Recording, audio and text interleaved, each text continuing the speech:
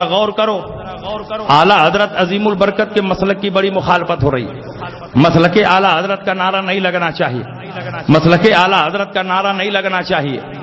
امام احمد رضا کی ذات وہ ہے کہ ابھی آپ پیدا نہیں ہوئے تھے کہ آپ کے پیدا ہونے سے 170 سال پہلے گجرات کی سرزمین پر آپ کی حقانیت کا اعلان ہو گیا اور مسلک اعلیٰ حضرت کی حقانیت کا اعلان ہو گیا۔ اٹھاؤ کتاب، کتاب کا نام ہے شہنشاہ کاٹھیا واڑ۔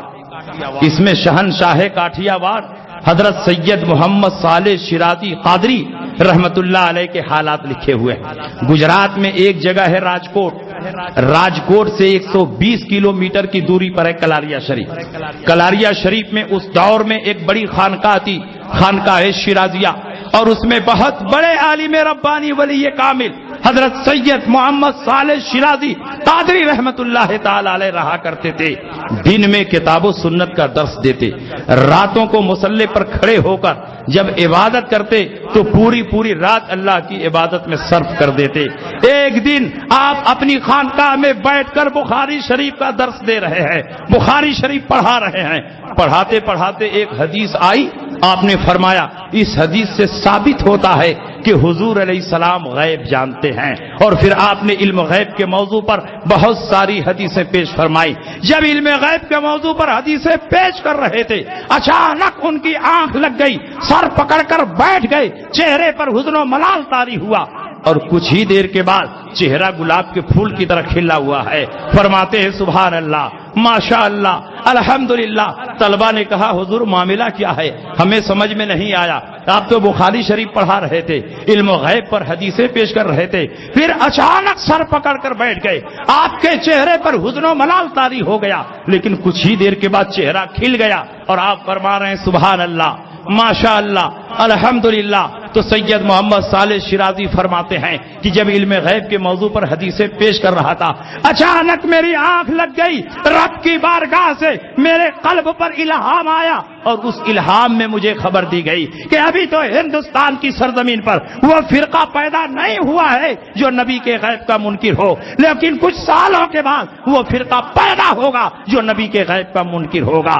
جیسے ہی یہ خبر مجھے دی گئی مجھے بڑا صدمہ ہوا اور سر پکڑ کر بیٹھ گیا، لیکن کچھ ہی دیر کے بعد ایک دوسرا الہام آیا اور خبر دی گئی کہ جب یہ باطل فرقہ پیدا ہوگا تو پروردگار عالم ان کی سرکوبی کے لیے ایک بہت بڑے عالم ربانی کو پیدا فرمائے گا۔ جب یہ خبر دی گئی تو میرا چہرہ کھل گیا اور برجستہ میں سبحان اللہ، ماشاء اللہ، الحمدللہ کہنے لگا۔ اگر میں چاہوں تو اسی مجلس میں میں ان کا نام بھی بتا سکتا ہوں۔ طلبہ نے کہا حضور تب بتا ہی دیجئے، دیر کس بات کی؟ کہا بتا دوں؟ طلبہ نے کہا حضور بتا دیجئے۔ کہا واقعی بتا دوں؟ طلبہ نے کہا بتا دیجئے۔ کہا واقعی بتا دوں؟ طلبہ نے کہا حضور ضرور بتائیے۔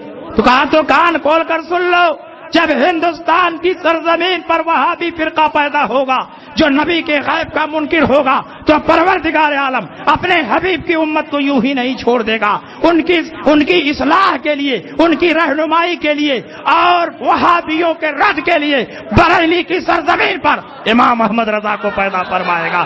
امام احمد رضا پیدا ہوں گے اور ان کے باطل عقائد و نظریات کی تابوت میں آخری کیل ٹھونک دیں گے۔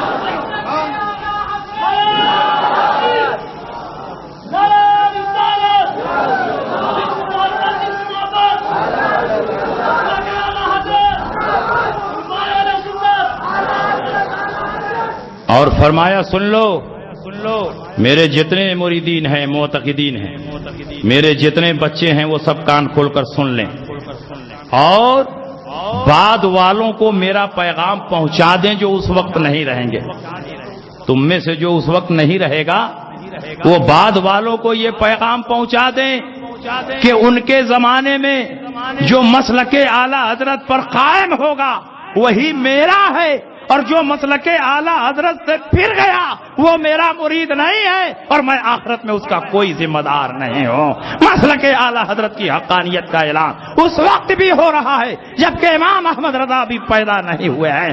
آپ کے پیدا ہونے سے 170 سال پہلے گجرات کی سرزمین پر اعلیٰ حضرت کی حقانیت کا اعلان ہو رہا ہے۔ دنیا لاکھ مخالفت کرے لیکن پروردگار عالم کو یہی منظور ہے کہ مسلک اعلیٰ حضرت کا پرچم پوری دنیا میں لہرائے، اور الحمدللہ آج پوری دنیا میں جہاں خوش عقیدہ سنی مسلمان ہیں وہاں مسلک اعلیٰ حضرت کا پرچم لہرا رہا۔ اور سنیے مسلک اعلیٰ حضرت کی حقانیت، کتاب کا نام ہے اکرام امام احمد رضا۔ اس کتاب کے مصنف ہے حضرت مفتی برہان الحق صاحب جبل پوری علیہ الرحمہ۔ یہ اعلیٰ حضرت کے شاگرد بھی ہیں اور اعلیٰ حضرت کے خلیفہ بھی ہیں، اعلیٰ حضرت کے مرید بھی ہیں اور اعلیٰ حضرت کے روحانی بیٹے بھی ہیں۔ اعلیٰ حضرت نے بارہا ان کو اپنا روحانی بیٹا فرمایا۔ حضرت مفتی برہان الحق صاحب اعلیٰ حضرت عظیم البرکت کے شہدائی تھے۔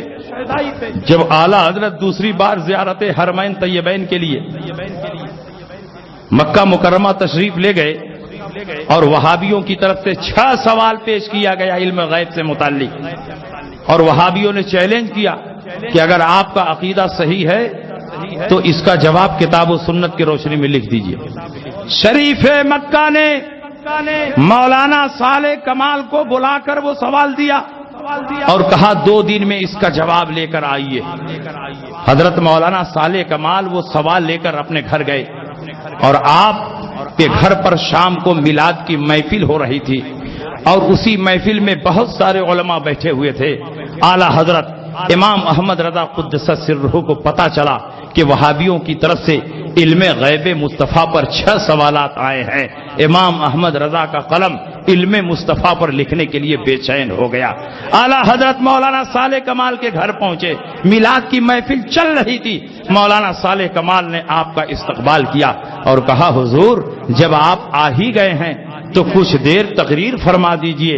اعلیٰ حضرت عظیم البرکت کھڑے ہوئے اور فصیح و بلیغ عربی میں مسلسل 2 گھنٹے تک علم غیب کے موضوع پر تقریریں فرماتے رہے اور بڑے بڑے علماء جھوم رہے تھے۔ جب اعلیٰ حضرت کی تقریر ختم ہوئی تو مولانا صالح کمال الماری کھولتے ہیں اور سوال نامہ نکالتے ہیں، اعلیٰ حضرت کی طرف بڑھاتے ہیں کہ حضور اس کا جواب میں لکھنے ہی جا رہا تھا، لیکن آپ سے بہتر کون جواب لکھ سکتا ہے؟ جو تقریر آپ نے فرمائی ہے اسی کو لکھ دیں، جواب تیار ہو جائے گا۔ اعلیٰ حضرت نے فرمایا کہ جب علم غیب مصطفیٰ پر احمد رضا کا قلم چلے گا تو پوری تفصیل کے ساتھ لکھا جائے گا۔ انہوں نے کہا تفصیل کا موقع نہیں، ٹائم بہت کم ہے، 2 دن کے اندر شریف مکہ کے دربار میں یہ کتاب پیش کرنی ہے۔ امام احمد رضا نے کہا کہ احمد رضا کے لیے 2 دن بہت ہے، چند گھنٹے کافی ہیں۔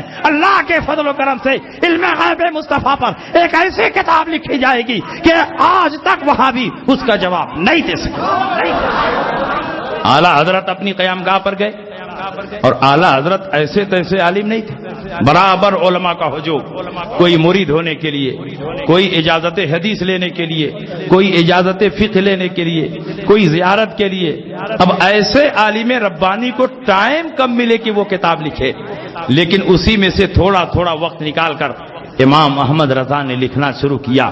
بخار کی شدت میں 8.5 گھنٹے میں کتابوں کی طرف مراجعت کیے بغیر امام احمد رضا نے الدولت المکیہ کے نام سے ایک ایسی شاندار کتاب تحریر فرمائی کہ جب شریف مکہ کے دربار میں یہ کتاب پڑھی جا رہی تھی، ابھی آدھی کتاب پڑھی گئی کہ شریف مکہ نے اہل سنت کو فتح مبین کی بشارت دے دی اور فرمایا اللہ یعطی وہؤلاء یمنعون، اللہ اپنے حبیب کو غیب کا علم عطا فرماتا ہے اور یہ وہابی اس کا انکار کرتے ہیں۔ جب اعلیٰ حضرت الدولت المکیہ کی دولت لے کر بمبئی آئے، پانی کے جہاز سے